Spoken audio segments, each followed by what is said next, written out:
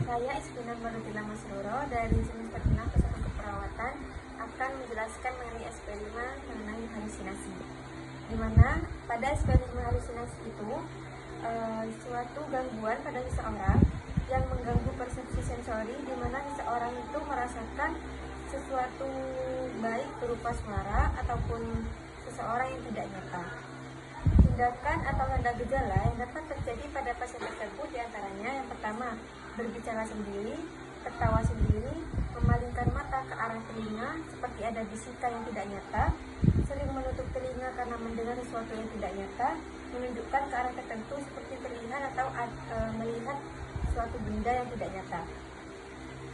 Dan juga pada tahap SP5 ini itu ada beberapa tahap komunikasi terapeutiknya. Yang pertama itu ada tahap orientasi, di mana pada tahap orientasi ini yaitu perawat atau seseorang atau psikolognya itu mempersiapkan diri sebelum menghadap atau bertemu dengan pasien yang mengalami halusinasi tersebut, seperti menyiapkan mentalnya terlebih dahulu, kepercayaan diri, serta melihat buku perkembangan pasien tersebut. Yang kedua, tahap orientasi. Pada tahap orientasi itu, yang pertama mengucapkan saran terapeutik, yang kedua melakukan validasi, yang ketiga memperkenalkan nama perawat, dan juga menanyakan nama pasien serta tujuan perawat tersebut. Yang ketiga yaitu tahap kerja. Pada tahap kerja yang pertama itu mengevaluasi kegiatan yang sudah dilakukan pada tahap-tahap sebelumnya, yaitu pada tahap SP1, SP2, SP3, dan SP4. Dan selanjutnya yaitu menilai kemampuan yang bisa dilakukan oleh pasien secara mandiri, dan juga menilai halusinasi tersebut apakah sudah teratasi atau belum. Selanjutnya pada tahap terminasi. Pada tahap terminasi yaitu menanyakan kepada pasien mengenai respon yang sudah dirasakan setelah dilakukannya tindakan penanganan halusinasi pada perawat atau konsultasi pada perawat tersebut. Dan selanjutnya memberikan reward atau pujian atas hasil yang sudah dicapai oleh perawat tersebut, yang dicapai oleh pasien tersebut. Yang terakhir itu menentukan kontrak waktu, tempat, dan serta menentukan pertemuan selanjutnya apabila pasien tersebut membutuhkan pertemuan atau ingin melanjutkan pertemuan tersebut. Selanjutnya, tahap pertama yaitu prainteraksi, di mana perawat mempersiapkan diri, melatih mentalnya terlebih dahulu untuk sebelum bertemu dengan pasien dan melihat buku atau evaluasi sebelumnya pada pasien untuk memastikan tujuan selanjutnya pada pasien. Selanjutnya tahap orientasi. Assalamualaikum, permisi Ibu, benar dengan Ibu Imas. Bisa disebutkan nama panjangnya siapa? Namanya Justina Pusaka. Baik, Ibu kenal atau ingat dengan saya? Nama saya itu Ibu Ina, Ibu lupa ya dengan saya ya? Baik, keluhan yang Ibu rasakan sekarang itu apa? Kadang saya masih mendengar suara-suara yang saya tidak dengar lagi. Masih didengar sekarang? Dengarnya itu keras apa masih sudah berkurang suaranya manggil-manggil Ibu? Sudah berkurang, tapi saya sudah coba alihkan. Jadi ya Ibu ya, tujuan saya itu sekarang ya untuk mengontrol Ibu, itu kondisi Ibu sekarang itu dari sebelumnya, dari pertemuan pertama sampai pertemuan kedua sekarang itu gimana gitu. Jadi sekarang saya itu ingin mengevaluasi kondisi Ibu. Untuk waktunya kurang lebih 10 sampai 15 menit. Untuk tempatnya bisa di sini apa Ibu? Untuk tempatnya pengen pilih tempat sendiri? Hanya di taman saja. Di taman, ada taman di sini Ibu? Tidak tahu. Nah, Ibu pengen di taman ya? Supaya bisa refreshing gitu ya Ibu ya? Baik. Terus nanti semisal ada kerahasiaan atau Ibu takut bicara, tidak apa-apa bicara ke saya nanti ya, jangan takut-takut ya. Misal nanti waktu bicara sama saya ada yang manggil-manggil, nanti kasih tahu ke saya aja ya.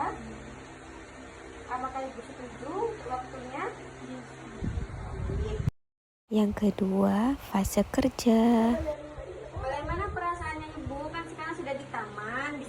ceritakan kepada saya gimana perasaannya Ibu? Sedikit lega karena bisa menghirup udara segar. Apakah sekarang kan sudah di taman ya? Suaranya apa masih terdengar sampai sekarang yang manggil-manggil Ibu itu? Sudah tidak, sudah lumayan. Sudah lumayan, berarti kadang ada, kadang tidak gitu ya. Itu biasanya semisal ada suara yang terdengar Ibu, apa yang dilakukan biasanya? Biasanya saya coba alihkan dengan menyapu hari-hari. Setelah menyapu, apalagi kegiatan harian yang bisa dilakukan Ibu? Biasanya jalan-jalan ini ke taman atau enggak, biasanya nyapu, Memasak tidak dilakukan? memasak juga. Setelah dilakukan seperti menyapu, jalan-jalan di taman, terus memasak, itu perasaannya itu seperti apa? Apa tetap memanggil suaranya atau sudah menghilang? Kadang kalau saya melamun, kadang masih terdengar, tapi kalau sudah lebih fokus atau lebih menikmati, kadang sudah tidak. Tapi sama Ibu Mas dipaksakan ya?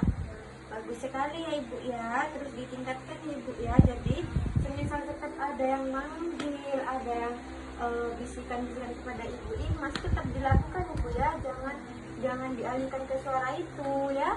Bagus sekali Ibu Mas. Selanjutnya obatnya itu Ibu Mas diminum teratur. Iya, diminum teratur. Terus semisal ada panggilan-panggilan itu bisikan, semisal Ibu tidak melakukannya atau memasak, itu suka bercakap-cakap juga sama tetangga atau sama keluarganya Ibu? Lebih sama keluarga saja. Siapa biasanya keluarga yang diajak bicara? Biasanya sama suami dan anak-anak. Sama suami sama anak-anak. Respon keluarganya itu suaminya gimana ke Ibu? Baik.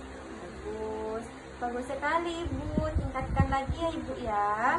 Untuk latihan kegiatannya itu seperti menyapu kan tadi Ibu Mas sebutkan ya, bisa dipraktekkan sekarang Ibu? Bisa dilakukan sendiri? Melatih pasien melakukan kegiatan harian secara mandiri untuk mengevaluasi. Bagus sekali Ibu Imas, barusan sudah pintar ya, sudah bisa melakukan nyapu sendiri, sudah tidak bisa, maksudnya berkurang ya halusinasinya ya.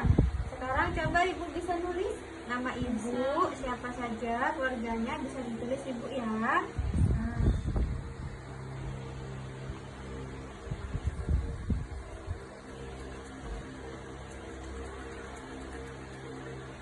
Baik, pintar sekali Ibu Imas, sudah banyak ya tingkatannya ya, sudah banyak perubahannya ya. Bisa ditulis nama anaknya di sini Ibu. Siapa nama suaminya? Ini nama suami saya. Ibu sehari-hari kegiatan hariannya juga sering menulis kan ya? Iya. Anaknya Ibu siapa anaknya? Anaknya dah. Sudah. Pintar sekali Ibu Imas, perubahannya sudah banyak ya. Apa berarti dengan melakukan tindakan yang tadi, apa saja tindakannya bisa disebutkan? Yang pertama Bisa mengalihkan, tindakan hariannya apa aja bisa disebutkan? menyapu, Apalagi? memasak, Selanjutnya, jalan-jalan, terus mengobrol, menulis ya. Ini di sini. Setiap Ibu melakukan tindakan yang tadi, Ibu tidak lupa kan yang dimasukkan ke kegiatan hariannya Ibu kan tidak lupa. Apa saja yang dimasukkan? Jam, nah itu tanggal, terus hari, tahun. Bagus ya, sudah Ibu ya. Sekarang sudah pertemuan terakhir Ibu ya, bagus sekali. Maka nanti tadi dievaluasi obatnya jangan lupa diminum. Terus bercakap-cakap sama keluarga juga. Ajak keluarganya bercakap-cakap ya, Ibu ya. Baik. Tahap terakhir, tahap terminasi. Ibu Imas kan sudah dilakukan semuanya ya Ibu ya. Bagus sekali sudah ditingkatkan semuanya. Gimana responnya Ibu sekarang Ibu? Sekarang pertemuan terakhir loh Ibu. Ya, sudah ada perasaan sedikit lega karena sudah hampir tidak pernah mendengar lagi suara-suara itu. Sudah tidak. Jadi responnya itu sudah enak ya Ibu ya. Kadang-kadang itu tapi sering tidak muncul sudah ya, tidak sering ya. Bagus sekali Ibu Imas. Yeay. Terus selanjutnya itu saya lihat ya Ibu ya, dari pengamatan saya Ibu Imas sudah sering senyum, sudah agak gemukan, terus sudah apa namanya, sudah sumringah, tidak terus tidak sering melamun juga. Bagus Ibu ya, bagus sekali. Untuk tindakan selanjutnya, apakah Ibu Imas masih ingin melakukan evaluasi lagi atau sudah tidak? Yang Ibu rasakan sudah tidak? Sudah? Baik, berarti untuk tindakan selanjutnya sudah tidak ada ya Ibu ya. Maka sekarang pertemuan terakhir berarti. Dan semoga Ibu Imas bisa lebih baik lagi ke depannya. Karena ini sekarang pertemuan terakhir, tapi tetap obatnya diminum ya Ibu ya. Karena ini sekarang pertemuan terakhir, maka saya ingin memberikan pujian terhadap